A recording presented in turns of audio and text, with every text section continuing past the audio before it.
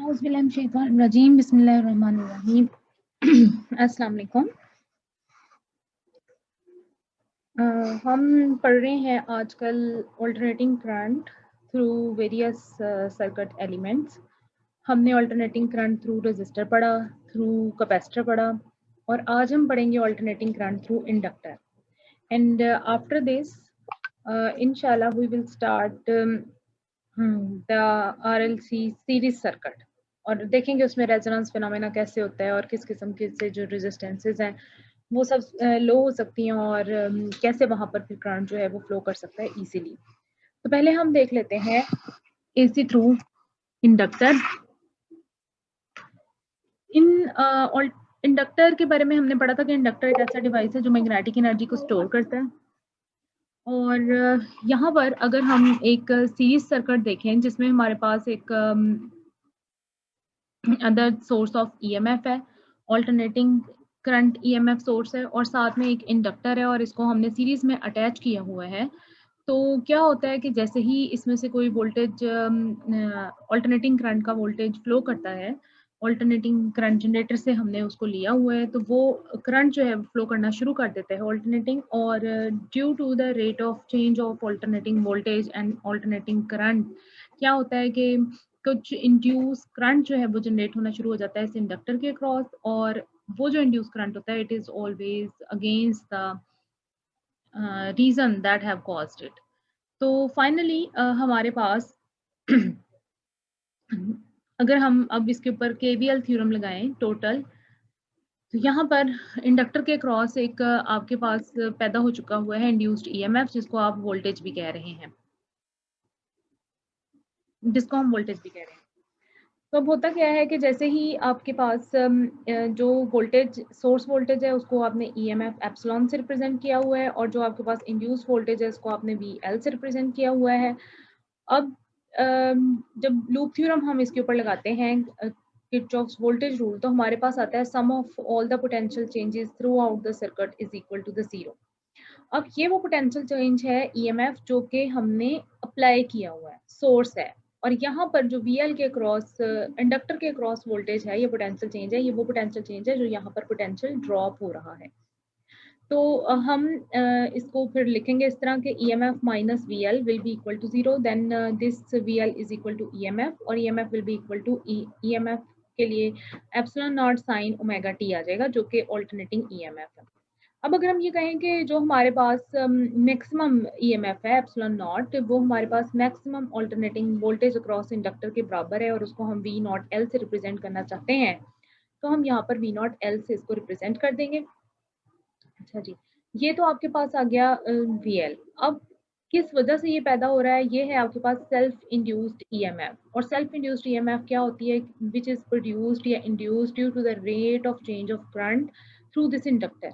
तो हम इसको लिखेंगे VL is equal to L D I by D T and then D I by D T will be equal to VL over L. और अब हम क्या करते हैं, हम इस D I by D T को वी एल की वैल्यू को इसमें पुट कर देते हैं, that is V not L sine omega T divided by L हो जाएगा ये। अब डी टी को हम दूसरी साइड पर ले जाकर मल्टीप्लाई करते हैं और हमारे पास बच जाता है derivative of differential form of current D I L, और साथ में हमारे पास है जी V nought over L sine omega T D T. इसको हम कर देते हैं इंटीग्रेट। जब हम इसको इंटीग्रेट करते हैं तो हमारे पास करंट की वैल्यू क्रॉस इंडक्टर आ जाती है, that is I L which is equal to minus V not L, और साइन ओमेगा टी को जब इंटीग्रेट किया तो हमारे पास आंसर आता है minus cos omega T over omega. तो इस फॉर्म में इक्वेशन हमारे पास चली जाती है। अब माइनस कॉस ओमेगा टी को हम साइन ओमेगा टी माइनस 90 की फॉर्म में लिख सकते हैं। कैसे लिख सकते हैं, ये देखें, हमारे पास साइन अल्फा माइनस बीटा का फॉर्मूला होता है sine alpha cos beta minus cos alpha sign beta. अब अगर हम इसको ओमेगा टी माइनस 90 ले लें तो that will be sine omega t cos 90 minus cos omega t sine 90। Cos 90 zero होता है तो ये टर्म जीरो हो जाएगी, और साइन 90 आपके पास 1 होता है तो this is minus cos omega T, so here minus cos omega t will be equal to sin omega t minus 90. That's why we have eliminated the sign minus over here. अब हमारे पास ये जो omega L है this is actually XL, जिसको आप inductive reactance कह सकते हैं इंडक्टर की, which is the resistance offered by the inductor to the flow of current. और अब अगर हम इसको इंड्यूस करंट की फॉर्म में लिखें या करंट की फॉर्म में लिखना चाहें तो that will be equal to IL will be equal to V over XL will be I nought L into sine omega t minus phi हो जाएगा। इक्वेशन नंबर 2 और 3 का कंपैरिजन हमें ये बताता है कि ये जो फाई है this is equal to 90 degrees, यानी आपके पास 90 डिग्री का फेज शिफ्ट जो है, ये फेज लैग जो है वो मौजूद है करंट में।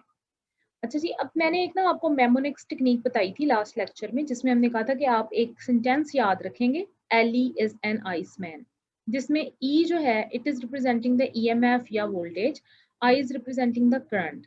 और जब आप एली का वर्ड देख रहे हैं ना तो इसमें L is representing the inductor and I में सी इज रिप्रेजेंटिंग द कैपेसिटर।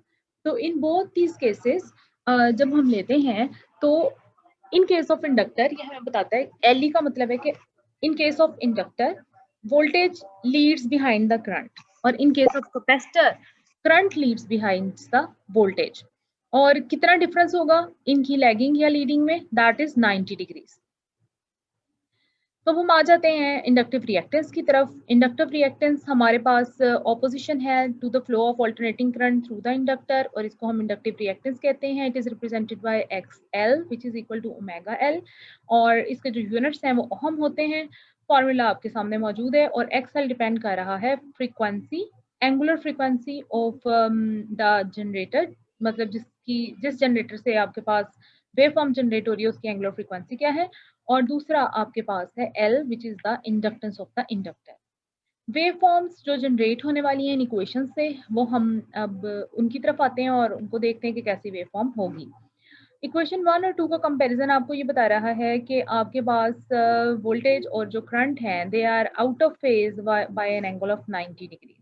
कैसे आपको ये नजर आ रहा है, ये देखिएगा। ये क्वेश्चन नंबर 1 है जिसमें V is equal to V nought L sine omega T है, और ये दूसरा देखें आपके पास करंट है which is sine omega t minus 90, यानी आपके पास करंट जो है वो इस केस में लैग कर रहा है और वोल्टेज जो है वो लीड कर रहा है कितनी डिग्री, 90 डिग्री से। तो जब हम इसकी वेव फॉर्म जनरेट करते हैं तो क्योंकि वी एल आपके पास V not L sine omega T है, तो साइन थीटा की वैल्यू या ओमेगा टी की वैल्यू जब जीरो है तो साइन देखें जीरो है, जब पाई बाय टू है तो मैक्सिमम हो गया, फिर पाई है तो जीरो हो गया, 3 पाई बाय 2 पे -1 हो गया, और 2 पाई पर जीरो हो गया। ये जो हमें सॉलिड लाइन नजर आ रही है ब्लैक कलर की, ये शो कर रहा है वोल्टेज की वेव फॉर्म को। अब जब करंट को देखते हैं तो this is sine omega t minus 90 which is minus cos omega T. तो माइनस कॉज ओमेगा टी में जब थीटा की वैल्यू या ओमेगा टी की वैल्यू जीरो है तो माइनस कॉज ओमेगा टी की वैल्यू -1 आएगी, तो ये -1 पे करंट आ गया।